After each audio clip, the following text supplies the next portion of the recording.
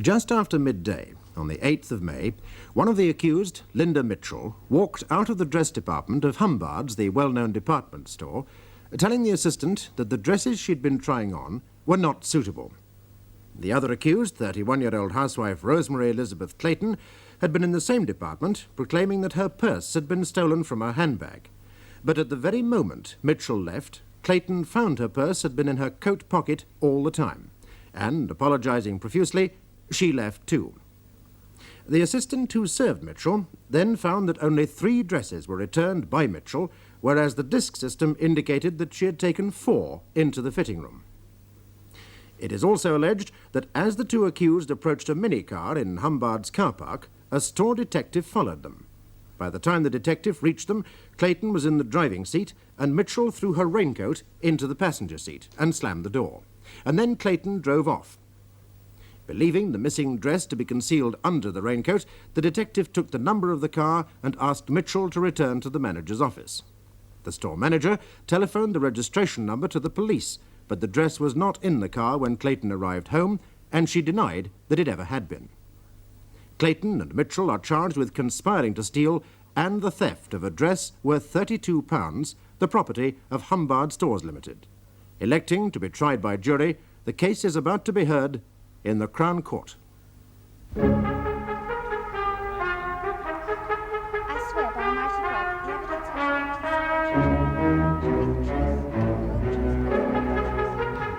You are Judith Mary Owens, and you live at 43A Beresford Mansions, Broadgreen. And you are a sales assistant in the dress department of Hombards store at Broad Green. Yes. You must speak up so that we can all hear your answers, Miss Owens. Don't be afraid. Have you ever been in a court of law before? No, never. Just concentrate on my questions. Forget everyone else. Now, do you see in court the person who took 4 dresses into the fitting room on that day? Yes. Would you point to her, please? Which of the accused? Rosemary Clayton or Linda Mitchell? Linda Mitchell. Would you stand, please? Thank you. Now, would you explain, in your own words, the fitting room disc system?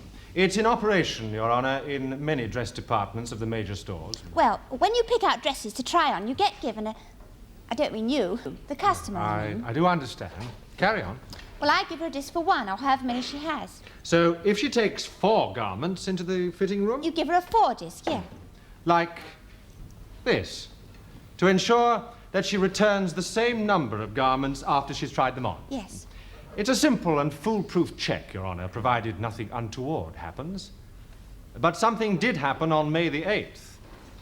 Would you tell the court what you heard immediately Mitchell took the 4 dresses and the 4 disc into the fitting room? Her, the other one, creating that her purse had been stolen.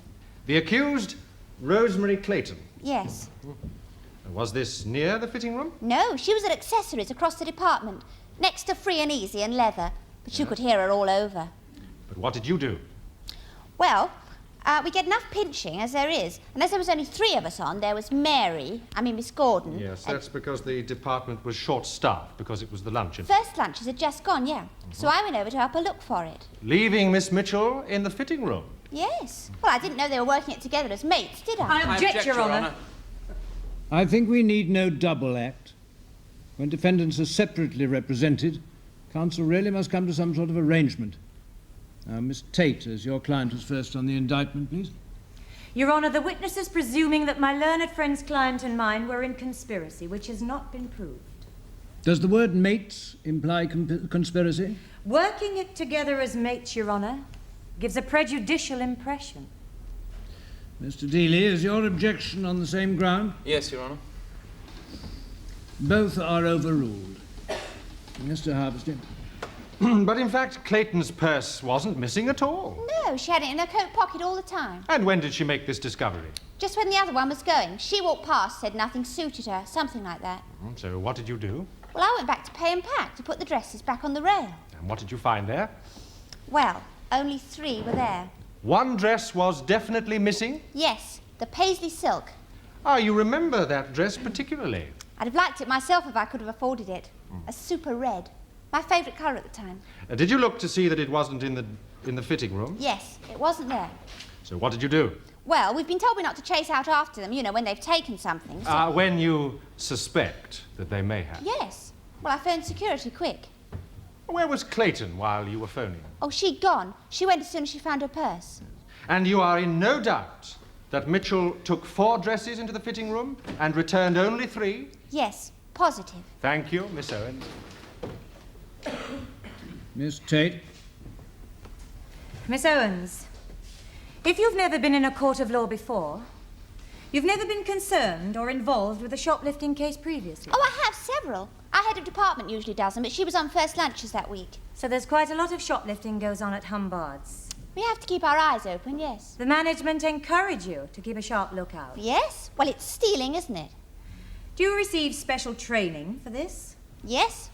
Ring security straight away. On the slightest suspicion? Yes. I see. You are certain that you didn't make a mistake, aren't you? What sort of mistake? Well, between Miss Mitchell returning the dresses to your counter and your replacing them on their rails, couldn't someone else have stolen the red paisley silk dress? Someone clever enough to realize that the blame would fall on my client's friend? Well, Wasn't it only after investigations were made that you began to see a connection between the loss of the purse and the missing dress? yes. Well, it did seem funny. They both happened at the same time. But isn't it true that shoplifting isn't the only crime perpetrated in your store? There's a prevalence of purse stealing and pickpocketing as well. Oh, yes. Yes, a fair bit of both. Then my client was perfectly justified in assuming that her purse had been stolen. But it wasn't stolen. But at that moment she thought it was. If she really did think it. She will testify that she did. Thank you. Miss Owens, couldn't you have given Miss Mitchell a 4-disc for only 3 garments? I've never made that mistake before. How do you know you haven't? Mistakes are made and sometimes not noticed. We're all human. Did you actually see Miss Mitchell walk out with the red paisley dress? She had a PVC Mac over her arm. It was under that. That wasn't quite what I asked you. Did you see the dress underneath the mackintosh? Oh, well, no. She was hiding it, wasn't she? Miss Owens, it is not for you to decide whether or not a crime has been committed. You are to give evidence as to what you saw and heard and nothing else. Now, please listen to the questions and answer them properly. Now, your answer to the last question is, I did not see the dress under the mackintosh. Is that right? Well, yes. I mean, she'd had enough time to hide it in the fitting room, hadn't she? Mr. Dealey? No further questions, Your Honour. That is all, Miss Owens. You may stand down. Now, call Marion Holland. Marion Holland.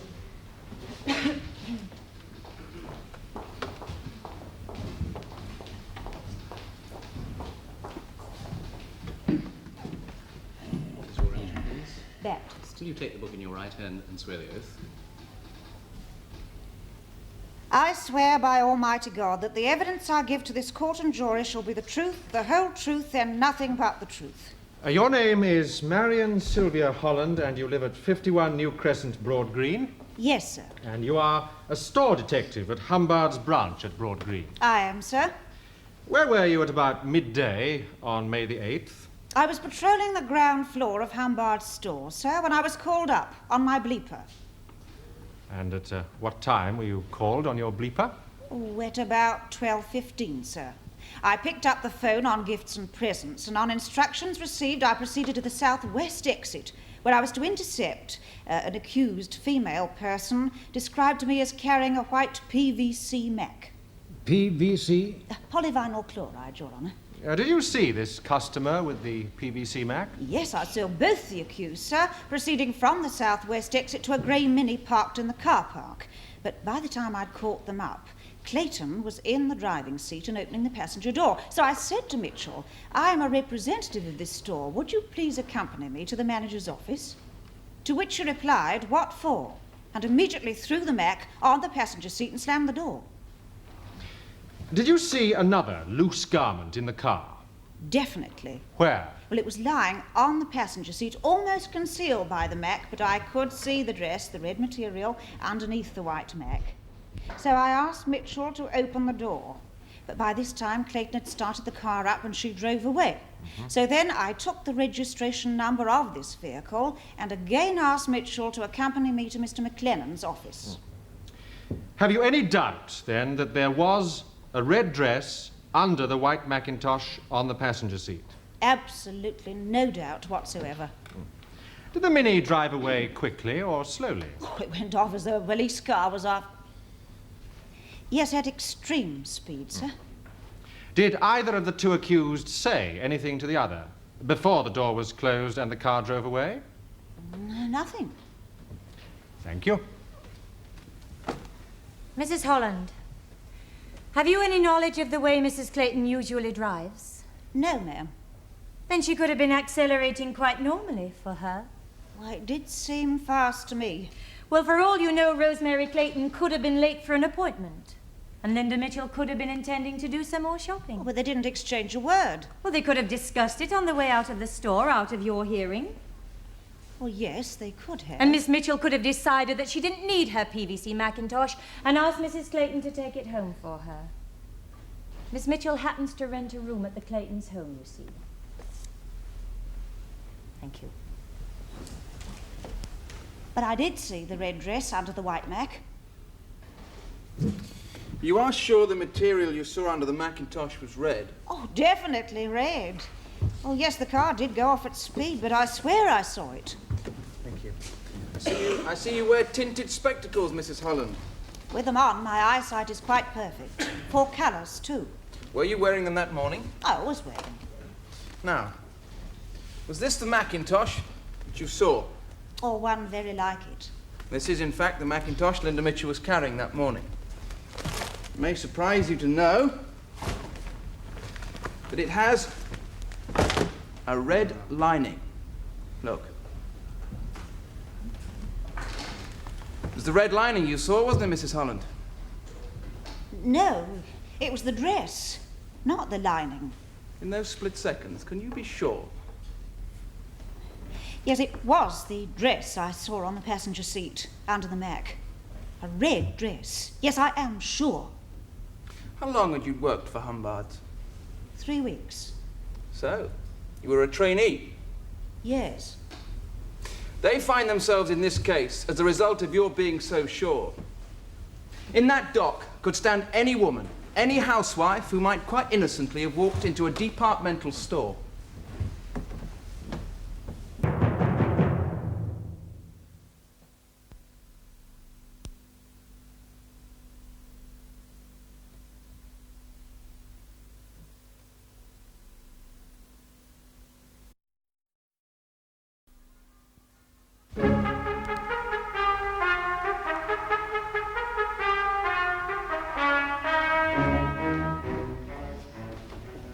So you and WPC Tripp were there before the accused Clayton arrived? Division passed on the name and address of the owner, Ronald James Clayton, 18 The Walk, Croft End, to my station at 12:41 p.m. We were sent out immediately, sir. And you had to wait how long before she returned? Well, our information was that the Mini PUL 954F left Hombards car park at 12:19 p.m. It came into my view at the Walk, Croft End at 6 minutes past 1, sir. 47 minutes. For a journey which should take how long, at the most? Oh, couldn't be more than 20 minutes by car, sir. And was there a dress under the PVC Macintosh on the car seat? No, sir, there was no dress in the car at all.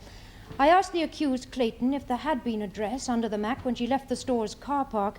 She replied, "I don't know what you're talking about." What happened when you asked her to accompany you to the station? She became abusive, sir. She said, "This is ridiculous. How dare you treat me like a common criminal?" Well, had you said anything about arresting her? Or that she was a criminal? No, sir. She just jumped to that conclusion. I see. Thank you. Constable Burslem, when you first saw the Macintosh lying on the front seat, could you see its red lining? The lining, sir? Oh, I'm sorry, Your Honor. Yes, I believe I did when I picked up the Mac to look for the dress. Mm-hmm. Now, would you consider the moment before you picked the Macintosh up? Do you think you could have mistaken the red lining for the red dress that you were looking for? No, I don't believe I could, Your Honour. You could not have mistaken it for the red dress. Why not? Well, my information was to look for a dress. I didn't know that it was red then, Your Honour. Yes, I see. Constable, did you ask Mrs. Clayton if she made any stops on the way home? No, ma'am. So you'd no idea if she'd stopped or not? No, ma'am. You just presumed she'd come directly from the car park to Croft End. Thank you. Well, No questions, Your Honour. Thank you, Constable. You may stand in. Your Honour. I wish to call Peter McLennan. Peter McLennan.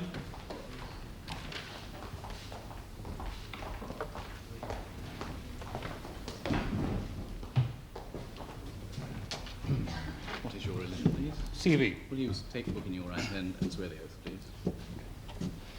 I swear by Almighty God that the evidence I give to this court and jury shall be the truth, the whole truth, and nothing but the truth. Thank you. Peter McLennan, you are 31, married with 2 children. You live at Flat 2, Branston House, Branston Common, and you are the manager of the Broad Green branch of Hombards. Apart from one amendment, that is correct. We now have 3 children. My wife had another girl last night.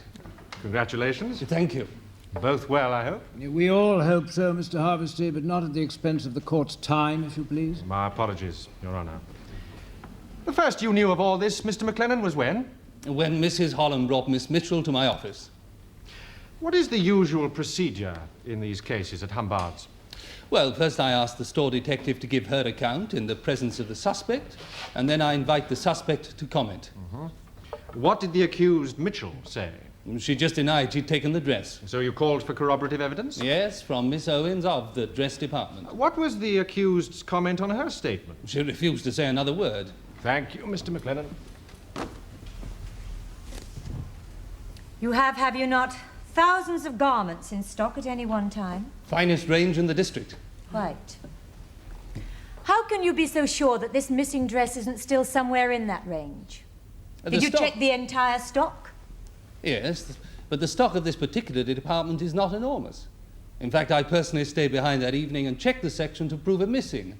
A red paisley silk dress, size 12, marked at £32. But that was after the store had closed, not before you informed the police. I couldn't possibly have done it whilst the store was open. So perhaps the red dress could have been sold during the remaining business hours. I scrutinised every single sales docket for that day personally. The dress had not been sold. But it could have been stolen by someone during that time, could it not? Miss Owens discovered it missing immediately. She's a very reliable girl. Oh, but surely like us all. Not infallible. Mr. McLennan, you seem very young for the responsible post of managing a large departmental store. Youngest manager in the Hombards organisation, yes. But Broad Green is the smallest branch in the group. A stepping stone to greater heights. See, how many staff do you control? Nearly 100. And how many store detectives? Your Honour, I would prefer not to say. The incidence of shoplifting is far too high as it is. Is the question essential, Mr. Dealey? I'll put it another way, Your Honour. Do you have a security officer in charge of your detectives? Yes, an ex-superintendent of Scotland Yard, a very experienced man. And he lays down the procedures you follow? For all our branches. A suspect must not be approached inside the store, for example. Well, if we did, they'd say I was just taking out of the daylight or make some other lame excuse. But in this incident, no stolen goods were recovered. In these unusual circumstances, didn't you ask your chief security officer for his advice? I telephoned head office, yes. And he advised you to prosecute? Without the vital evidence? He was out, giving evidence in court on some other case. So you acted without his expert advice? Well, it was a routine call. I had no doubts in my own mind. He only gives his opinion. The ultimate responsibility is the branch manager's. And I'd experienced plenty of shoplifting incidents even before I was appointed manager. You have a thing about shoplifters, don't you? A more precise question, if you please, Mr. Dealey. The witness may perhaps surmise what you mean by having a thing, but he should not be expected to. Sorry, Your Honour. What is your personal attitude towards shoplifters? I feel sorry for them. Some of them are sick. Shoplifting can be a cry from someone who needs help or excitement or is lonely. That is a very good book on the subject, isn't it? But surely your responsibility is to Hombards. You can't let people steal their property just because they may be in need of care. Of course not. Our wastage last year was nearly 4%. Wastage is the trade name used for losses due to shoplifting. Well, it includes pilfering, that sort of loss. And 4% is high? 4% of a vast turnover like ours. Very high. So if you could dramatically reduce the wastage, it would increase your profits, wouldn't it? Automatically, it must do. And that would be a feather in your cap.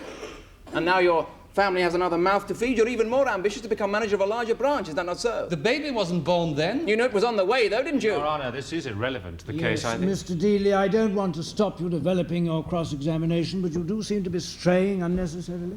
Your Honour, Mr. McLennan, I put it to you that this case would never have been brought if it was not for your understandable, if overzealous desire to step up your drive against shoplifting. That is not so. Well, you do admit you're having a drive against shoplifting. I've tightened up our security, yes. Nothing which affects this case. What sort of tightening up? I've impressed vigilance upon all my staff, that's all. Is it true that you've increased your security staff quite recently? Only by one, a part-timer at that. A part-timer? With no previous experience, not even ex-police force? Our senior store detective always keeps an eye on trainees. But on May the 8th, your senior store detective had the day off. And your trainee was thrown in at the deep end after only 3 weeks' experience. Mrs. Marion Holland, whose story you rely on. She learned quickly. She was very observant and honest. But she could have been mistaken. And at the expense of 2 innocent customers. She was not mistaken. I'm sure she wasn't. No further questions. If I may, Your Honour. Mr. McLennan, do you always prosecute offenders caught in your store? Only when we're sure of our ground. It would be very bad for the store's image. Yes. What incidents of the cases you bring are upheld by the courts? Almost all successful. Thank you, Mr. McLennan. That is the case for the prosecution, Your Honour. Thank you, Mr. McLennan. You may stand down. Thank you. At this point, I will adjourn until tomorrow.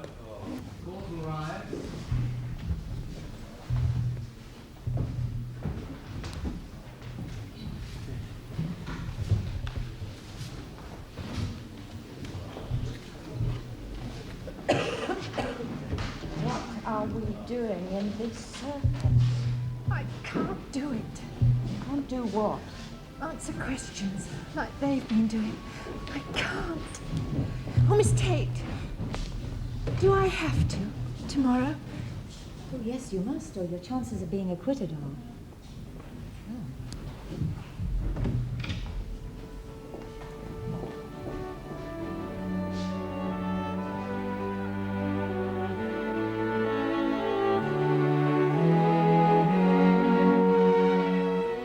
The case of the Queen versus Clayton and Mitchell will be resumed tomorrow in the Crown Court.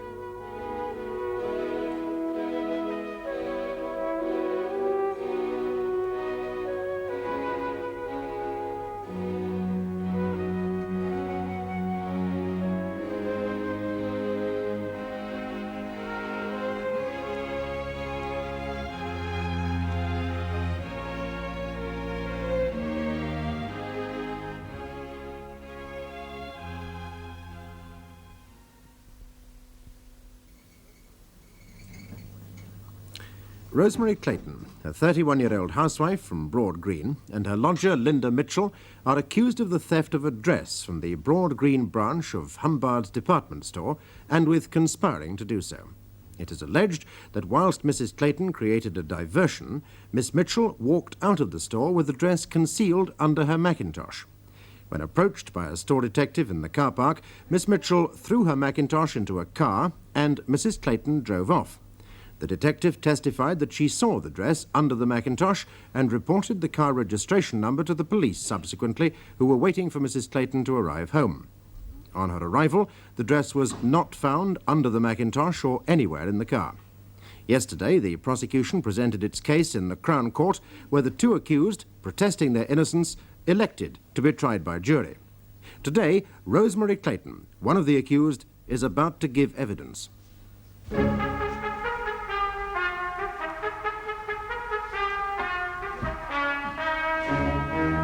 Rosemary Elizabeth Clayton, who live at 18 The Walk, North End. Yes.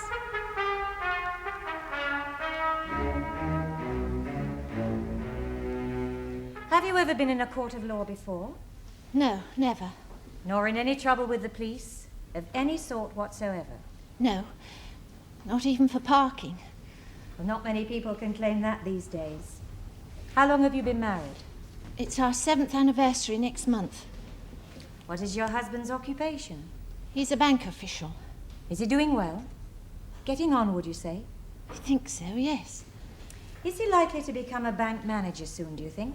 Oh, well, maybe assistant manager first. He's had an interview with, you know, the top men. Is this unfortunate business likely to affect his chances? Oh, I do hope not. Ron hasn't said, but he doesn't talk about his work to me. Well, his character, his background, his family life must be unquestionable for them even to consider promoting him. Oh, yes, must be. It is. So. Now, this is a purely hypothetical question, Mrs. Clayton. If the thought of stealing anything had occurred to you, you would have realized the terrible consequences, possibly ruining your husband's career had you been caught. Oh, I never thought of it. No, but if you had... My friend is leading the witness, Your Honour. Miss Tate, in my opinion, you have made your point. Could we move on?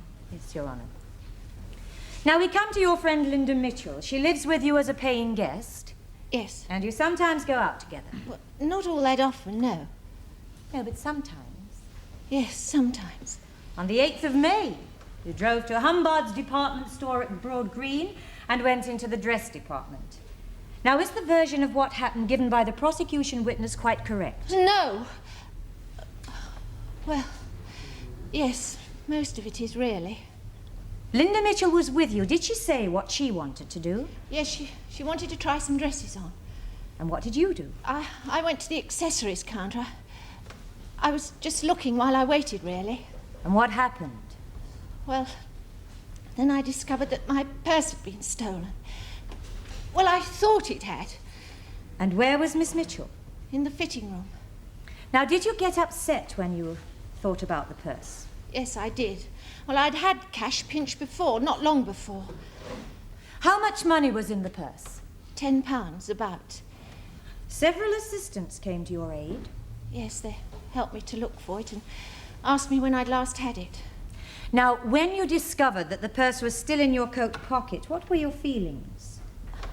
Well, I felt embarrassed at the way I'd gone on. I felt awful, and I just wanted to get out of the store as quickly as possible. Was Miss Mitchell still in the store? No, she'd just gone on, so I caught her up. As you left together, did she say anything? Oh, yes, she said she wanted to do some more shopping in Broad Green. Nothing else? Yes, she asked me to take her mat back home because she wasn't going to need it. So you intended going straight home? No. First to the butcher's. It was their half day. So as soon as Linda had put her PVC Macintosh into the passenger seat, you immediately drove off, fairly fast? Yes. Well, there wasn't all that much time. They close at 1. So you had no idea that you were leaving Linda in any sort of a situation? Well, I wouldn't have left her, would I? Did you call at the local butcher's? Well, yes, I did, but they'd shut, right on the dot. Then did you go straight home or did you call somewhere else? I went straight home. And we know that when you got there, you were met by 2 policewomen. Did you complain that they were treating you like a criminal? Well, it was such a shock. Police asking questions outside your own house and looking all over your car. What did people think? But subsequently, you permitted the police to search the house and no stolen goods were found. Naturally not. Thank you. Mr. Dealey, have you any questions put to this witness? No, Your Honour. Mr. Harvesty?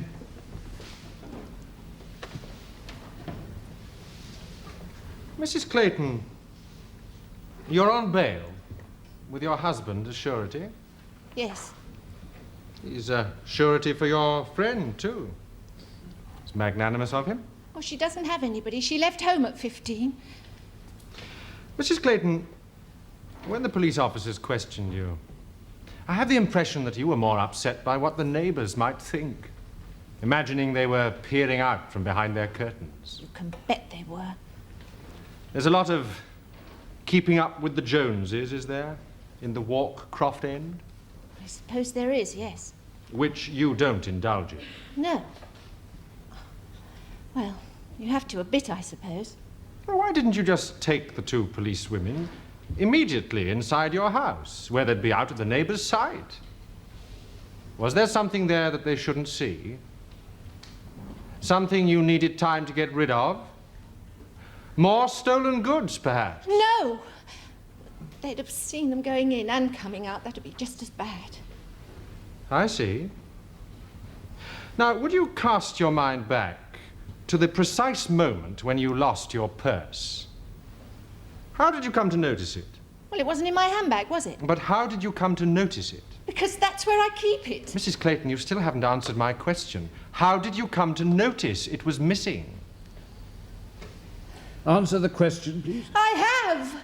I looked and it wasn't there! Yes, but why look? You said that you were waiting for Mitchell, just killing time. Well, if you were not buying anything, why go into your handbag for your purse? I don't know. I can't remember. I opened it for something. I don't know. Well, my hanky, maybe. It wasn't there. That's all I know. And you created a scene, drawing attention to yourself. I suppose I did, yes. Yeah. It was only natural. Oh, why? Because you'd had a purse stolen previously. In a store, was it? Yes. In that same store, Hombards, Broad Green? No, not in Hombards. It wasn't in Hombards. Where then? What was the name of the store? I don't know. I can't remember. Well, you said it was due to this unpleasant experience that you created such a scene. Now you say you can't remember where it happened? Come now. Well, I can't. Oh, this is maybe... I can't remember. And I haven't much of a memory. Ask my husband. No, I'm asking you, Mrs. Clayton. Did you report this previous theft to the store? I think so. I don't know. Were you insured then? Did you make a claim? I don't know. I leave all that to my husband. Did you report it to the police then? No, I didn't. Why not? Answer the question, Mrs. Clayton. Because I never told my husband. You didn't tell him? But when you'd had your purse stolen? I left it on a counter, and when I came back, it wasn't there. He'd have said it was typical. He's always telling me about forgetting things. I see. Now, you'd agreed to take Mitchell's Macintosh. Well, why didn't she just hand it to you there and then? I don't know. Let you go off to the car on your own? Well, I don't know. Why should she? Well, because what was the point of her coming to the car if she was going off elsewhere? I put it to you that you were about to leave the store together, with the stolen dress concealed under the Macintosh. Mission completed when the store detective challenged her. I put it to you that you planned the theft of that dress. That you went there with the express intention of creating a diversion by pretending that your purse had been stolen to enable your accomplice to steal the dress. No, I didn't. We didn't. What was your job before you became pregnant? I don't understand. You mean you don't understand the question? I don't understand why he's asking. No, you don't have to understand why. Just tell the court your employment. I was a shop assistant. That isn't quite correct, is it? I was a shop assistant at first. But for the 2 years prior to your pregnancy, where did you work? In a store. In what department? In the dress department. But it wasn't Hombards. It wasn't Hombards. It wasn't. I'm not saying it was. Oh, I see. You think I'm suggesting that you were getting your own back on Hombards. You weren't sacked, were you, for some misdemeanor? No. I left to have Billy. I gave my notice in. But the point, Mrs. Clayton, is that having worked in the dress department of any store, you knew what it was all about, didn't you? The routine. I knew my job, yes. So you would know just how best to distract the staff's attention while your accomplice stole that dress. You know the tricks of the trade, don't you? An expert. But Hombards have experts too, and you were caught, weren't you? You may stand down, Mrs. Clayton.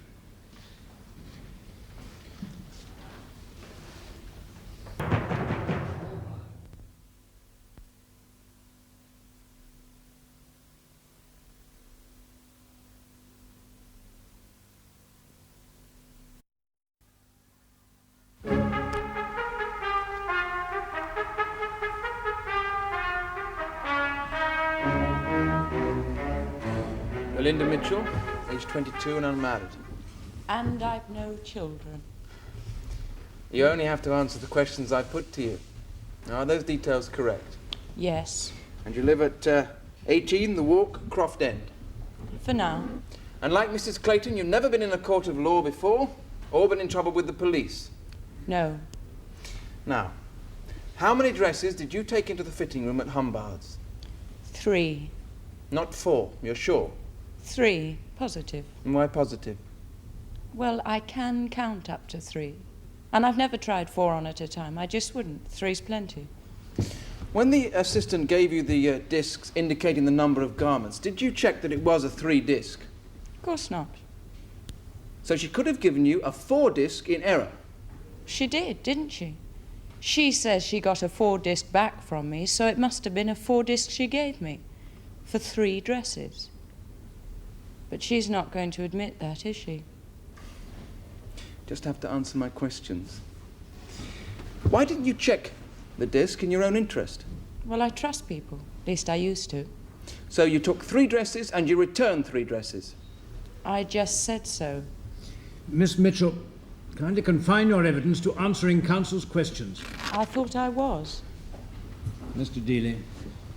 Did you conceal a dress belonging to Hombards under your mackintosh? No. Did you throw your mackintosh into the car just before the store detective challenged you? I threw the Mac in, yes. Was there a dress folded inside it?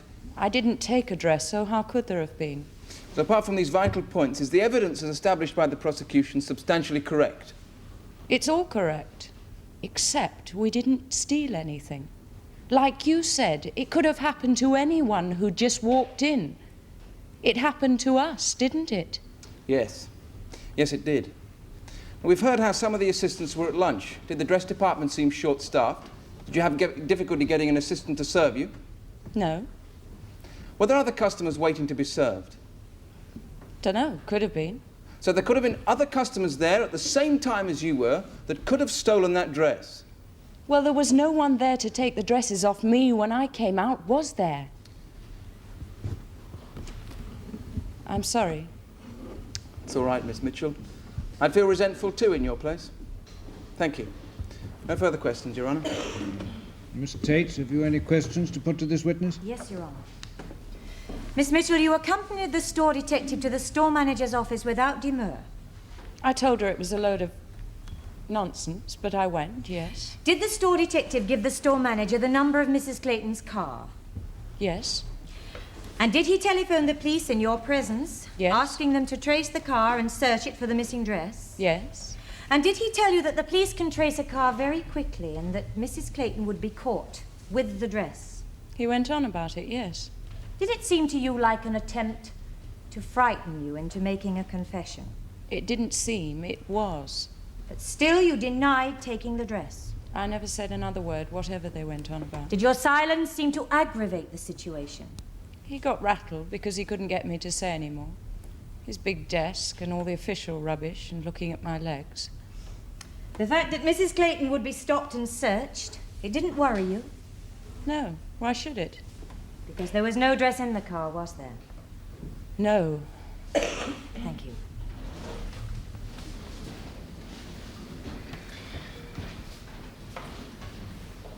Miss Mitchell, why didn't you wait for your friend, Mrs. Clayton?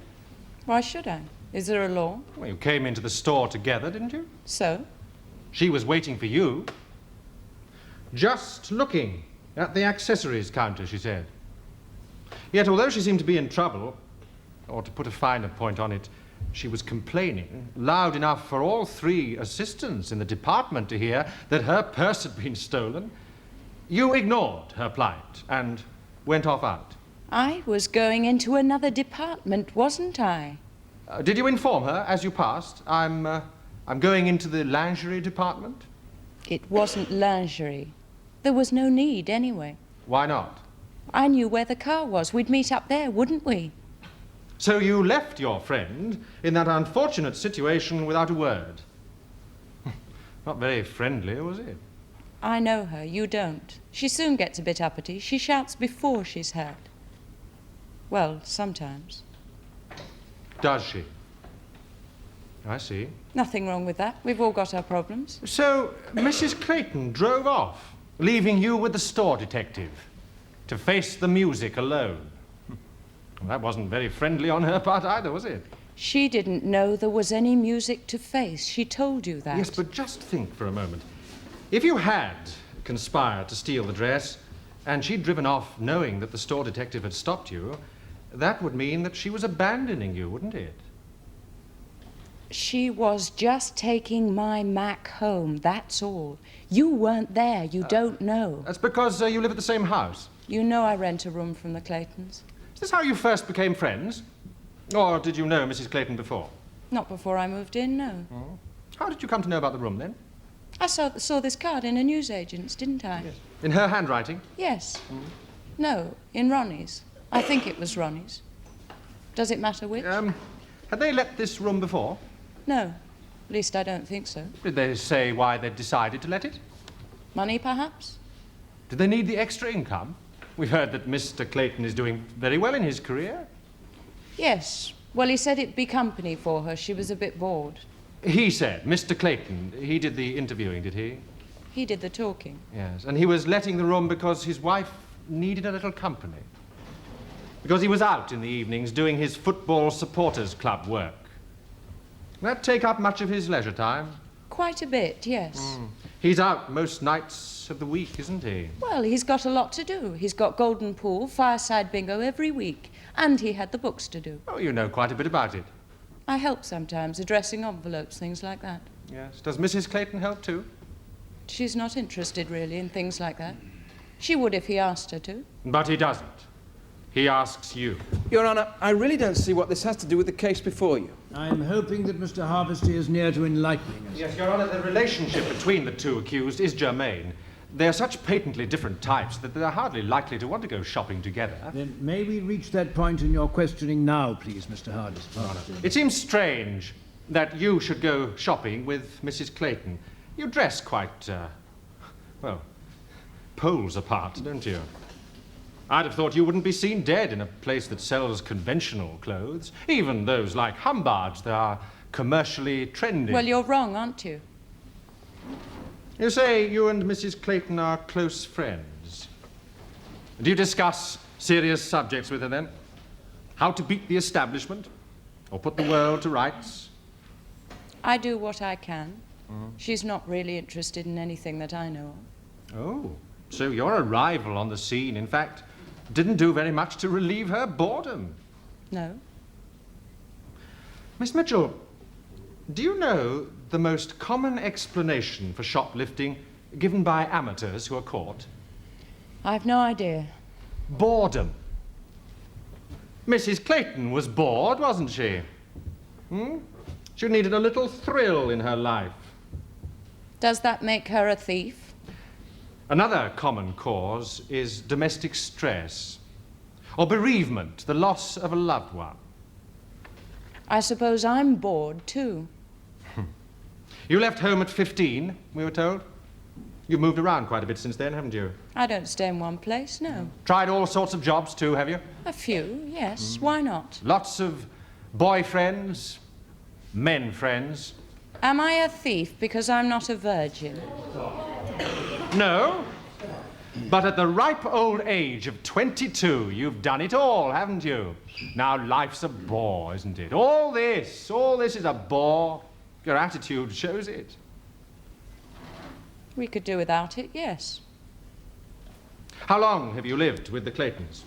A few months, like I said. There was an unfortunate accident, wasn't there, that killed their baby, their only child. That happened, when? Before that, weeks before I moved in. But when you did come on the scene, she was still deeply distressed.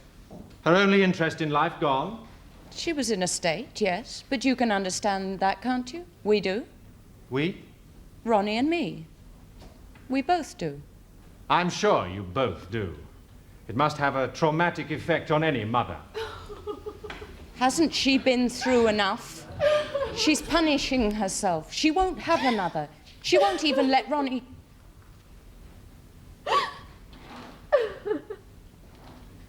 I felt sorry for her. I still do. Ah. Now I do understand your relationship. She needed your company, and you felt sorry for her. What's that to do with this? So when she craved for a little excitement, told you she knew all about dress departments in the big stores and fancied the adventure, you went along with it, didn't you? It was an act of kindness, wasn't it? You didn't care about Hombards. That's your story. And it was a new kick for you too, wasn't it? Think what you like. As you've no employment at present, how do you pay for your room? You think I stole it to pay the rent? Well, then where does the rent come from?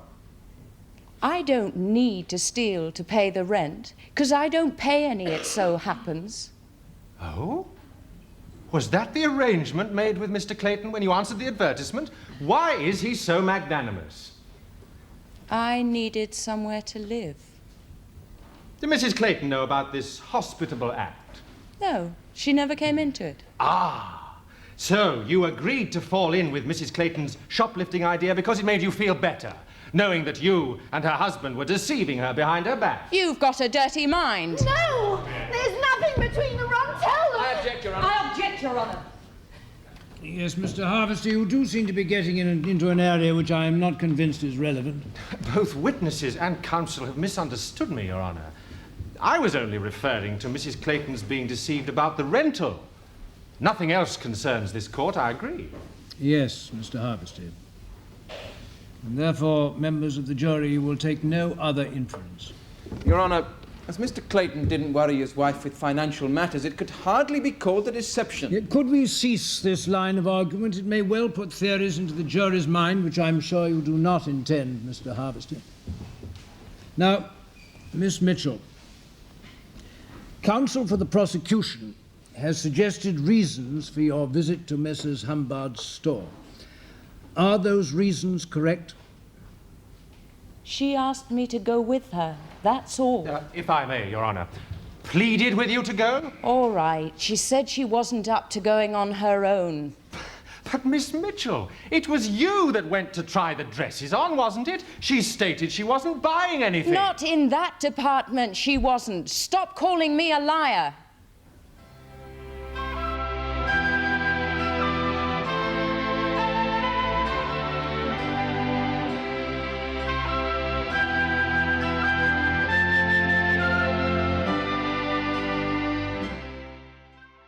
The case of the Queen versus Clayton and Mitchell will be resumed tomorrow in the Crown Court.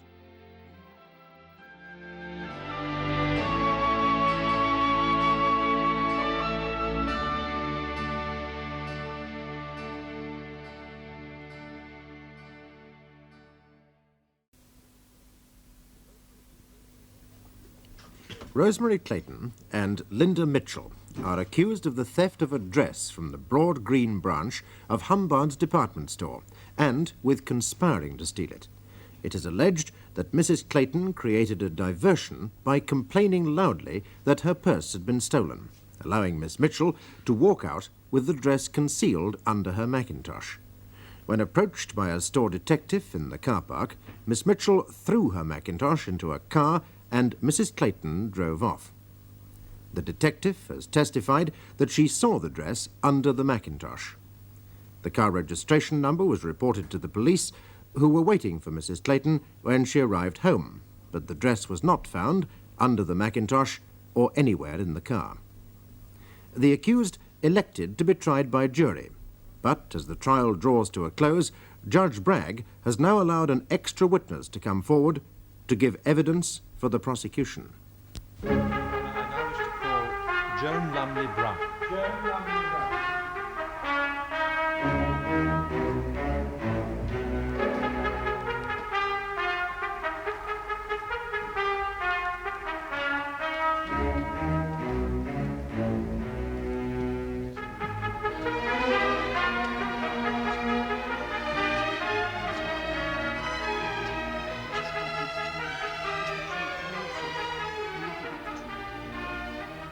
You are Joan Lumley Brown, and you live at 5 Rosebery Avenue, Broad Green. Yes. And you are a spinster.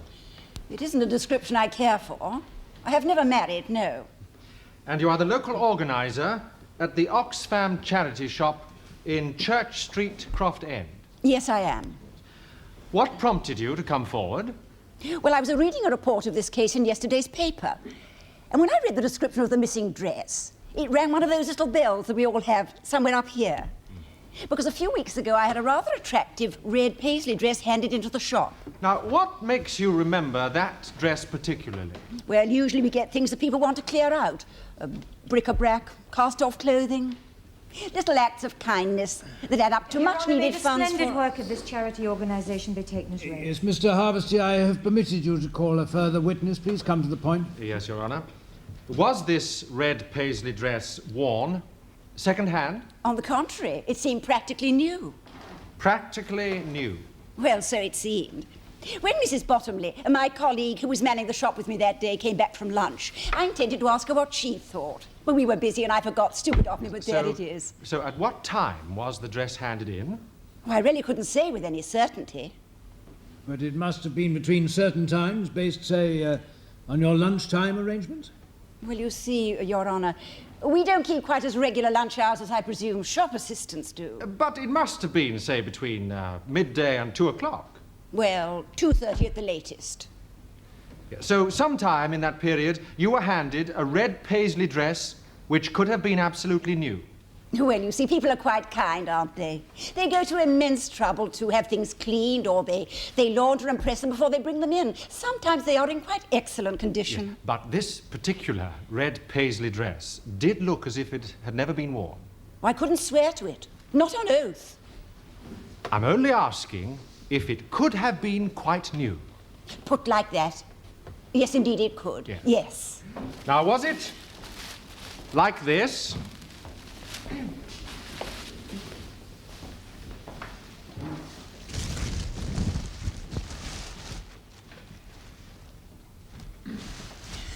Exactly like this.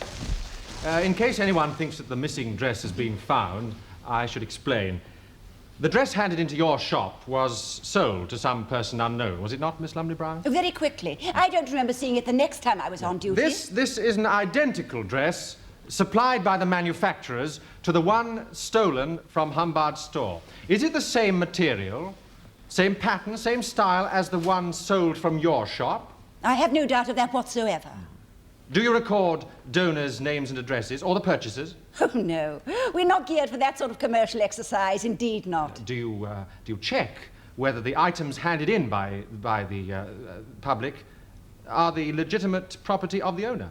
Never. It is most unlikely that anyone should steal something and then donate it to us, isn't it? Ah, yes. Normally it would be, I agree. Do you see in the court the person who handed you that particular dress on that lunchtime? I'm afraid I do, yes. Will you point to that person? I recognize the lady there, the one on the right. Would you stand, please?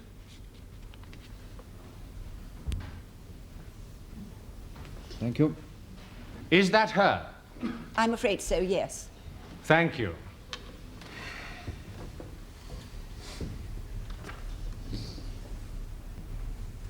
Miss Tate. Miss Lumley Brown, the work you do for Oxfam is purely voluntary? And nobody has paid anything at all. And you attend the shop how many days a week? At present, 2. I also pop in whenever I can. I'm rather involved in other charity work, too. So you meet quite a cross-section of the public? Oh, quite a number, yes, indeed. You do realize that your identification of Mrs. Clayton is a very serious matter? Well, yes, but it was my duty as a responsible citizen to come forward. One really had no option, had one. I admire your principles, Miss Lumley Brown. It is your memory I must call to question. Well, you have no reason to. I chose my words with great care. I answered scrupulously correctly. No one is more appreciative of that fact than myself. You clearly recognize my client instantly. Well, when you've seen somebody before, you usually recognize them again, don't you? Oh, yes. But are you sure that Mrs. Clayton was the person who handed you the red paisley dress? Yes, I am. Now, was the dress brought in loose, unwrapped, in a tissue like this one, in a paper bag, or what? Well, Really, you mustn't expect me to remember pernickety details like that. We take in hundreds of items. Hundreds of items, and hundreds of customers come into your shop, don't they? Of which Mrs. Clayton could well have been one. Now, is it not possible that you served Mrs. Clayton as a buying customer on some quite different occasion, and that is why you recognize her? Well, I must be scrupulously fair.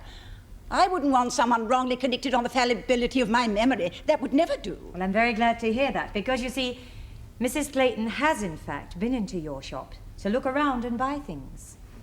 Yes, that could be, but I came forward because I remembered the dress. I wouldn't have dreamed of doing so otherwise. Then I put it to you. You do recognize Mrs. Clayton, but you do not identify her as bringing in a dress similar to this one into your shop. Well, indeed, one cannot be absolutely certain. No. Thank you.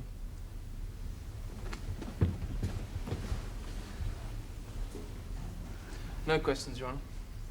Thank you. Mr. Harvested, you wish to re-examine? No, I have no further questions, Your Honour. Thank you, Miss Lumley Brown. You may stand down.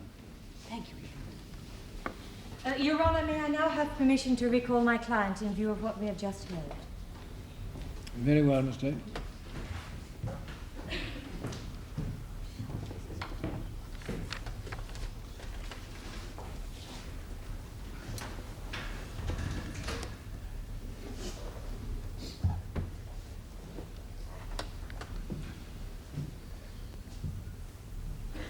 I must remind you that you are still under oath. Mrs. Clayton, have you ever been into the Oxfam shop run by Miss Lumley Brown? On any occasion? Yes. Will you speak up, please? Yes, I have. Have you ever taken them anything to sell? A dress or anything? No. Only to look around and buy something, maybe. Now, has Miss Lumley Brown seen you in the shop? Yes, she must have. She's been there when I've been there, I mean. Yes, I've spoken to her in there. Thank you, Mrs. Clayton. Mr. Dealey? No questions, Your Honour. Mr. Harvested? Mr. Harvested, are the members of the jury to have time to consider their verdict today? Oh, I sincerely hope so, Your Honour. Mrs. Clayton, tell me something that you've bought in the shop, that you could produce if the court required it. I can't. I can't think of anything in particular. Well, just one item. Mention just one. I don't know. Maybe I never actually bought anything. I can't think. But you said you did speak to her. What was that about? I did. I asked her about things. Things I might think of buying. You were driving past the Oxfam shop when suddenly you realized that this was the answer to disposing of that dress. No! Because it so happens, doesn't it, Mrs. Clayton, that Oxfam shop is situated on the route from Hombards store to your home in Croft End, isn't it? Yes, I might go that way. But it doesn't mean... That's no further question. It doesn't mean that I stopped there. It doesn't.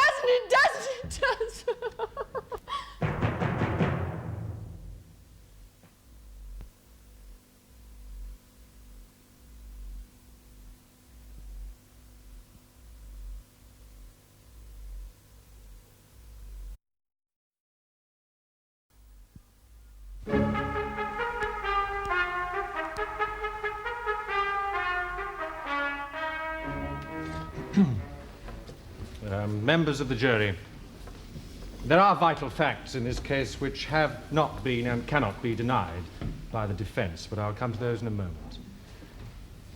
Shoplifting, whether it's a packet of detergent from a supermarket or a silk dress from a big store, is nearly always perpetrated by ordinary people. People that you wouldn't dream would steal. People who are perhaps in every other way quite honest. Indeed, many of them don't even consider that it is dishonest. Professional shoplifters choose items that can be readily sold. Now, they're in it for the money. Amateurs in very many cases, often choose items that they don't even need. Then why did Mitchell and Clayton do it? Well, quite simply, they needed a little excitement in their dull lives, a thrill. You can imagine Clayton's situation, having lost her child so tragically. She had nothing to do with her husband being away. She had nothing to do but go over it again and again in her mind. You can imagine her need to escape from her own thoughts, to find something less terrible to worry about. And you can see why she chose a dress department, can't you? A place where she could feel at home, a place where she knew the routine. And Mitchell, as she says herself, bored with life, fell in with the plan quite readily. Now, let me come to these vital facts. See what a remarkable chain of events links together. 1. The dress was last seen in Hombards by a reliable shop assistant when Mitchell took it into the fitting room. 2. The assistant testified that it could have been concealed under the mackintosh which was over Mitchell's arm when she left the department. 3. At that crucial moment, Clayton was distracting that assistant's attention by pretending that her purse had been stolen when it wasn't. 4. The store detective. Now, she testified that she caught a glimpse of the red dress under the mackintosh on the car seat. 5. Clayton drove away so quickly that the goods couldn't be recovered, nor the car searched to prove innocence. 6. A similar dress, probably that very same dress, turns up at the local charity shop situated on Clayton's route home and frequented by Clayton. And 7, there's a time delay between Clayton's leaving Humbard's store and her arriving home when she says she was calling at the butcher's. But the butchers were closed. How much more proof do we need? It's the submission of the Crown that Clayton and Mitchell have transgressed not only the 8th Commandment, but the 11th. Thou shalt not be found out. But they must pay the penalty of their crimes. It's lies. It's not true. Please be quiet. Your counsel will address the court. Miss Tate. Members of the jury, it is one of the first principles of British justice that the accused is innocent until proved guilty. Now, in spite of this tenuous chain of circumstances presented to us, I submit that there is not one shred of any real proof against my client. Now, she created a fuss because she lost her purse. It turned out she was mistaken. Is that an offence? She drove her car out of the car park. Did she exceed the speed limit? She objected to being questioned on her own front doorstep. Did she impede the police? Are any of these actions criminal actions, or even the actions of a guilty person? No stolen goods were found in the car, nor in my client's house when it was later searched by the police. She willingly went to the police station, complaining indeed, but then who wouldn't, if they were innocent? Now, if my learned friend credits my client with such an ingenious method of disposing of the stolen goods, then why could not someone else have conceived this plan? The day the dress was handed into the Oxfam shop could have been anything up to a week later, according to the vague recollections we received this morning. Finally, I take exception, really great exception, to the prosecution's attempts to suggest that my client's motivation was her tragic bereavement. Now, most people can bear grief, pain, terrible suffering without having to turn to crime. My client has given a legitimate explanation of her actions on that unfortunate day. And therefore, I say to you, members of the jury, that with a sense of the justice of our court, you must therefore acquit her on both charges.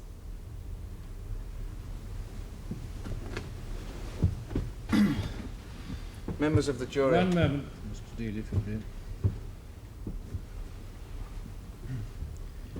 Thank you. I apologise, Your Honour.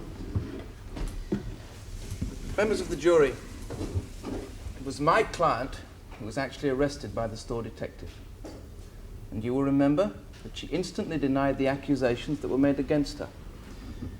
And then, as no further explanations were required, she maintained a complete silence. And even though, this is most important, she knew that her friend's car was about to be intercepted and searched by the police. Now, we have heard how store detectives are trained not to make an arrest unless the suspect is caught outside the building and red-handed. Now, the manager couldn't say to my client, "I'm sorry, madam, as my inexperienced detective did not recover any stolen property, there is a grave element of doubt, and you should not have been arrested," because this would have left Hombards wide open to being sued for wrongful arrest. And this wouldn't have done the name of Hombards much good, would it? And what would the board of directors have thought of our ambitious young branch manager when it came to the promotion stakes? Not so highly, I'm sure. So, he had no alternative but to prosecute. The prosecution has suggested that my client has a non-conforming attitude to life. Well, it's true. She has expressed herself vehemently, sometimes defiantly in the witness box. But vehemence is no crime. Non-conformity is no crime. She is not alone in that she has nothing but contempt for the world her generation has grown up to inherit. Here in this court, she has demonstrated quite clearly, and in her own cool way, that she rejects the traditional ways that we ensure justice is done.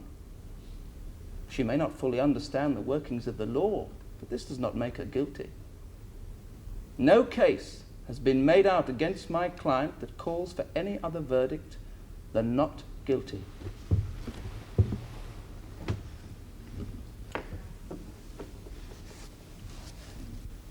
Members of the jury,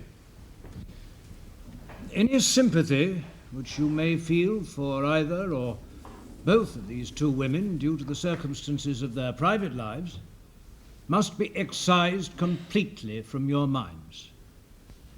What you have to consider carefully are those details of evidence which are in dispute. Now, did the accused Mitchell walk out of Mrs. Humbard's store with a dress which she had not paid for with the intention of stealing it? Did the accused Clayton aid and abet her by creating a diversion? It is for you and you alone to say. And I must point out that this is not one of those cases where a different verdict may be brought against different parties, though I have no authority to direct you on that point. Finally, I warn you against prejudice. You must not entertain that Mrs. Humbards is a vast organization and that the disappearance of this dress is no great loss. Keep in the forefront of your minds that it is for the prosecution to have proved the guilt of these two persons to an extent that you feel sure they are guilty. It is not for the defense to have proved their innocence. Now, you will retire, please, and consider your verdict in those terms. Court will rise.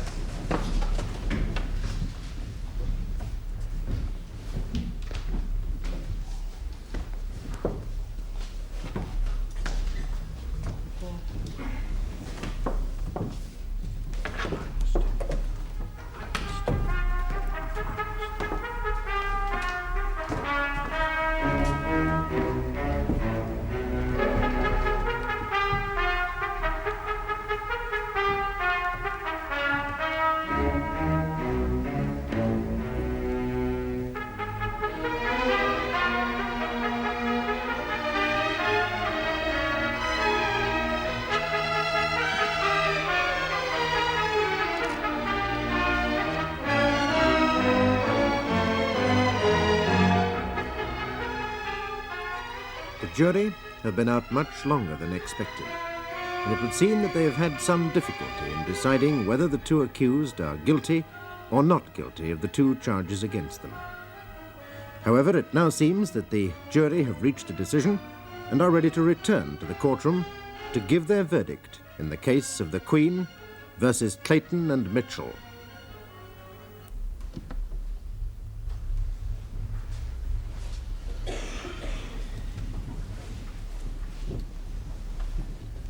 Will your foreman rise, please? Members of the jury, have you reached a decision upon which you are all agreed? We have.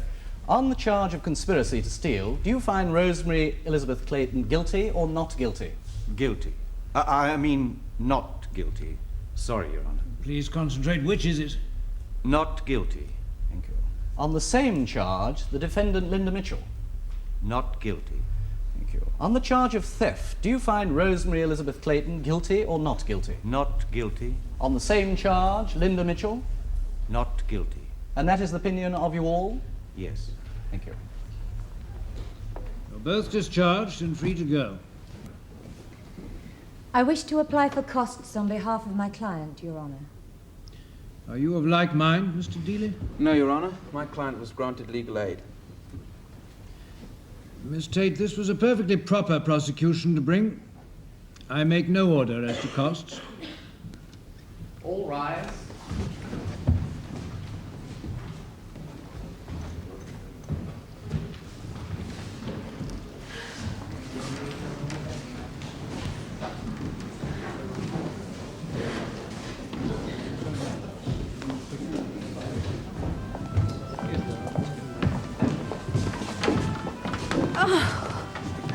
Oh, Ron, I'll never, ever go through anything like that again.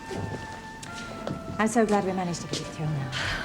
It just wasn't worth risking. I'll never do it again if I live to be a...